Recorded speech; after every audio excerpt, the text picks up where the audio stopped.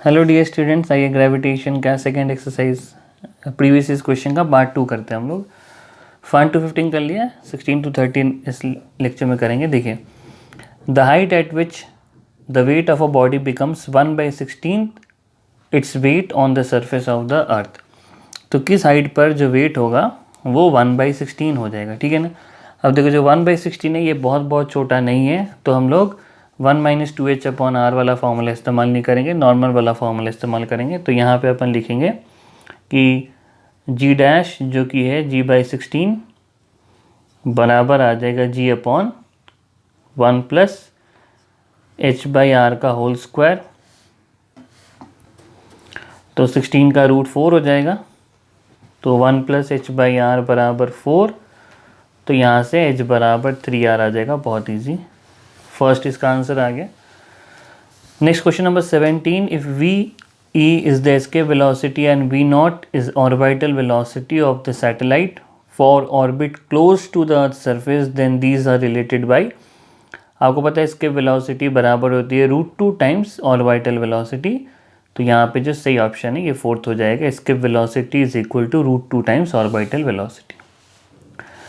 Next, which one of the following plots represents the variation of gravitational field with distance r due to a thin spherical shell। तो spherical shell मतलब अंदर से खोखला, अंदर से खाली, तो अंदर में फील्ड नहीं होगी, तो अंदर में फील्ड नहीं है, और बाहर में इन्वर्सली प्रोपोर्शनल टू r²। तो सेकेंड ऑप्शन सही है। Next, a planet moving along an elliptical orbit is closest to the sun at a distance r1 and farthest at a distance r2। v1 and v2 are their linear velocities। तो r1 में velocity v1, r2 में velocity v2। आपको पता है angular momentum conserve रहता है, तो m v r1 बराबर m v2 r2। तो यहाँ से v1/v2 बराबर आ जाएगा r2/r1 के। तो best option is third. Next, a particle of mass m is situated at the center of a spherical shell of same mass and radius a। the magnitude of gravitation potential at a point situated at a/2 distance from the center। ठीक है,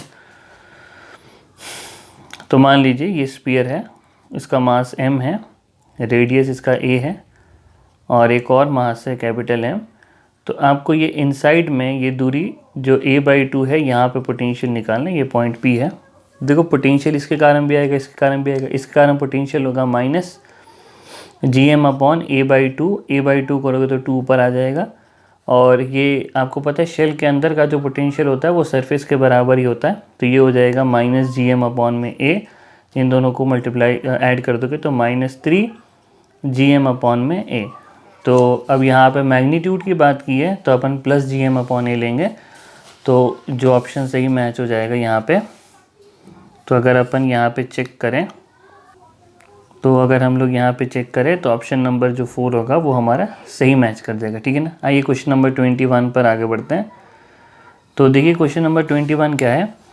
a particle of mass m is thrown upwards from the surface of the earth with a velocity u। तो u से फेंका जा रहा है उसको। the mass and the radius of the earth are capital M, capital R, और g gravitation constant है, g यहाँ पे एक्सेलरेशन ड्यू टू ग्रेविटी है। the minimum value of u so that the particle does not return back। the minimum value of u so that the particle does not return back, इसका मतलब इसके velocity की बात की जा रही है, और इसके वेलोसिटी आपको पता है √2gm/r होता है। तो यहाँ से सही ऑप्शन थर्ड वाला मैच हो जाएगा ना। डायरेक्ट क्वेश्चन है, एज सच कुछ भी नहीं है। Next, the radii of circular orbit of 2 satellites A and B of the earth are 4 and r respectively. If the speed of the satellite A is 3v then the speed of the satellite B is. ठीक है ना। आपको पता होता है कि जो orbital velocity होता है वो बराबर होता है √gm/r, ठीक है। तो जो ऑर्बिटल वेलोसिटी होगा वो होगा √gm/r। तो जो ऑर्बिटल वेलोसिटी है इन्वर्सली प्रोपोर्शनल टू रेडियस है, तो अपन यहाँ पे कर सकते हैं orbital velocity of a upon orbital velocity of b बराबर आ जाएगा √rb/ra। तो अगर अपन इसको सॉल्व करें तो rb कितना है, स्मॉल r, और ये कितना है 4r, ठीक है ना। तो वी बी बराबर आ जाएगा ट्वाइस ऑफ वी है, ये 2 पर आ जाएगा, √4 है ना, और वी ए 3v है तो 2 × 3v ये आ जाएगा 6v। ठीक है ना। नेक्स्ट अपन आगे बढ़ते हैं। A particle of mass m is situated at the center of a spherical shell of same mass and radius a.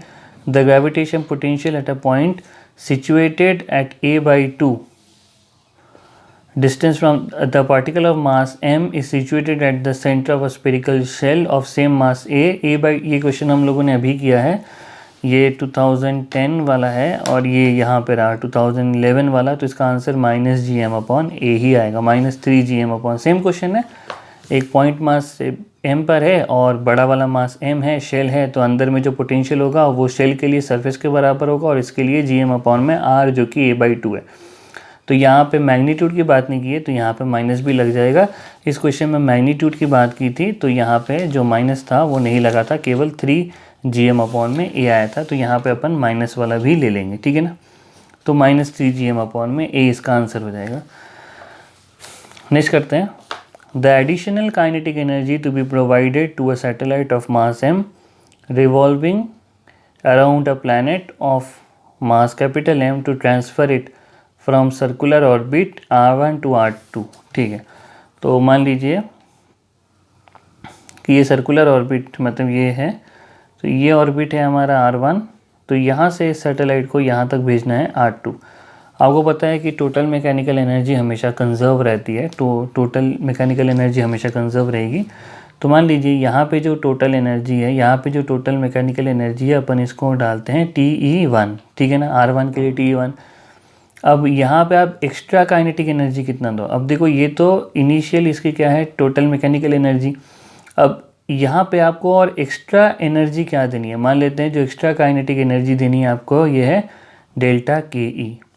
ठीक है ना, तो ये आपने एक्स्ट्रा इसको काइनेटिक एनर्जी दे दी। अब यहाँ पे जो इसकी टोटल मैकेनिकल एनर्जी है ना, ये TE1 प्लस एक्स्ट्रा जो आप काइनेटिक एनर्जी दोगे वो हो जाएगा। ठीक है ना, और जो फाइनल में जो है अब आपने इसको क्या किया, आपने इसको एक्स्ट्रा काइनेटिक एनर्जी दी, जिस एक्स्ट्रा काइनेटिक एनर्जी के वजह से अब ये इस ऑर्बिट में रिवॉल्व करने लगेगा। तो इस ऑर्बिट में मान लेते हैं कि इसकी जो टोटल मैकेनिकल एनर्जी है ये TE फाइनल है। ठीक है ना, इनिशियल में जब आपने इसको काइनेटिक एनर्जी नहीं दी थी तब इसकी मैकेनिकल एनर्जी ये थी TE1, फिर आपने जब इसको काइनेटिक एनर्जी दी तो इसकी मैकेनिकल एनर्जी ये होगी TE1 प्लस ΔKE। अब इस एनर्जी के लिए ये सेकेंड ऑर्बिट में चल जाएगा, तो सेकेंड ऑर्बिट में इसके पास जो एनर्जी होगी ये हो गई टोटल मैकेनिकल एनर्जी फाइनल। तो अगर अपन यहाँ पे डेल्टा एडिशनल काइनेटिक एनर्जी इसको देना पड़ेगा final total energy minus initial total energy.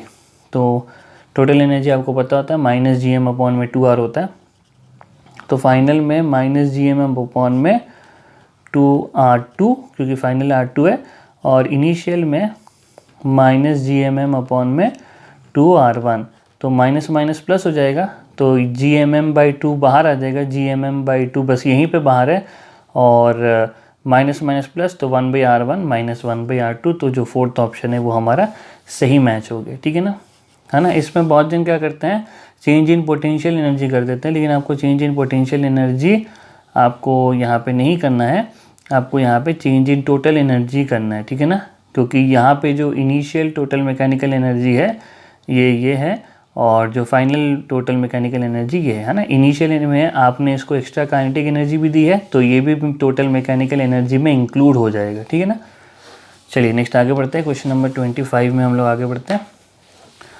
तो देखिए क्वेश्चन नंबर 25 क्या है, the dependence of acceleration due to gravity G on the distance R from the centre of the earth. तो G earth के centre of the तो G धरती के centre से कैसे वेरी करती है। आपको पता है अंदर में डायरेक्टली प्रोपोर्शनल टू R होता है और बाहर में इन्वर्सली प्रोपोर्शनल टू R² होता है। तो देखिए जो D वाला डायग्राम है बिल्कुल सही है। ठीक है ना, अगर आप D वाले डायग्राम को देखोगे तो देखो अंदर में डायरेक्टली प्रोपोर्शनल, बाहर में इन्वर्सली प्रोपोर्शनल टू R², और यहाँ पे होगा GM/ में कैपिटल R का होल स्क्वायर। तो ऑप्शन नंबर D सही है, तो करेक्ट फिगर यहाँ पे D सही है। ठीक है ना, नेक्स्ट आगे बढ़ते हैं। क्वेश्चन नंबर 26 देखिए, क्वेश्चन नंबर 26 क्या बोल रहा है, the figure shows elliptical orbit of a planet M about the sun is the shaded area SCD। तो SCD का जो एरिया है is twice the shaded area SAB। तो ये एरिया इस एरिया के ट्वाइस है। If T1 is the time taken for to move from C to D and T to A to B।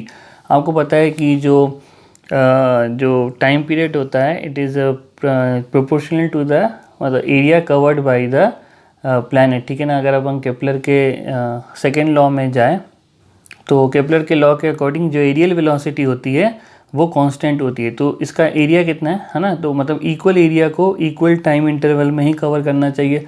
अगर इसका एरिया 2 गुना है तो इसमें भी 2, अगर इसका एरिया इसके अनुसार 2 ट्वाइस है तो इसमें जो टाइम पीरियड होना चाहिए कवर करने के लिए वो इसके अकॉर्डिंग ट्वाइस होना चाहिए। तो T1 बराबर 2T2 होना चाहिए, ठीक है ना। तो यहाँ पे ऑप्शन नंबर सेकंड हमारा सही मैच करेगा। नेक्स्ट अपन आगे बढ़ते हैं। देखिए सेट 27 क्या है। 2 satellite of earth S1 and S2 are moving in same orbit. The mass of S1 is 4 times the mass of S2। Which of the following statement is true.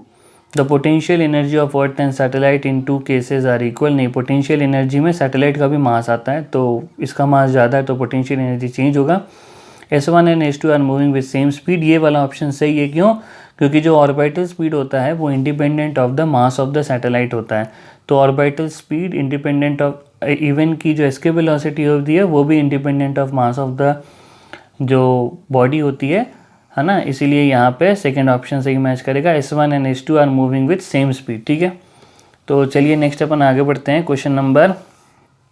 Next question number कौन सा question हो? Question number 28 की तरफ आगे बढ़ते हैं। Question number 28 देखिए क्या बोल रहा है। The earth is assume to be a sphere of radius r। A platform is arranged at a height h from the surface.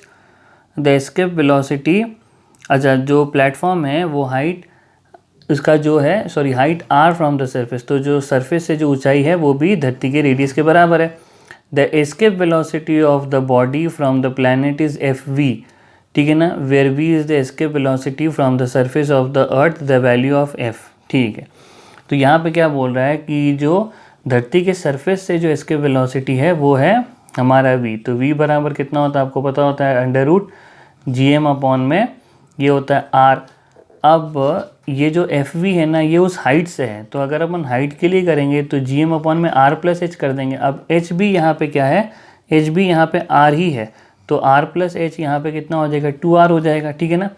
तो FV बराबर ये हो जाएगा 1/√2 और ये हो रहा है √GM/R जो कि कितना है V है। तो V से V कट गया, F बराबर कितना आ गया 1/√2। तो सही आंसर हो जाएगा second. Next question number 29। Imagine a new planet having the same density as that of the earth but it is 3 times bigger. If the acceleration due to gravity on the surface is g, then acceleration due to gravity on the planet, ठीक है।